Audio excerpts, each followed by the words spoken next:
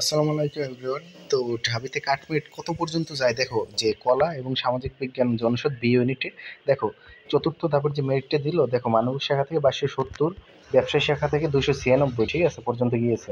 আর বিজ্ঞান থেকে 4559, অনেক দূর গিয়েছে। মানবিক থেকে গিয়েছিল 570, ঠিক আছে। ব্যবসায়ী শিক্ষা থেকে 296।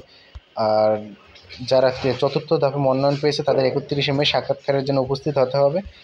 আর প্রথম, দ্বিতীয়, তৃতীয় মেরিটে যারা মনোনয়ন পেয়েছে তাদের উপস্থিত হওয়ার প্রয়োজন নেই। আর যারা কোনো বিষয় পায়নি তাদের উপস্থিত হওয়ার প্রয়োজন নেই, ঠিক আছে।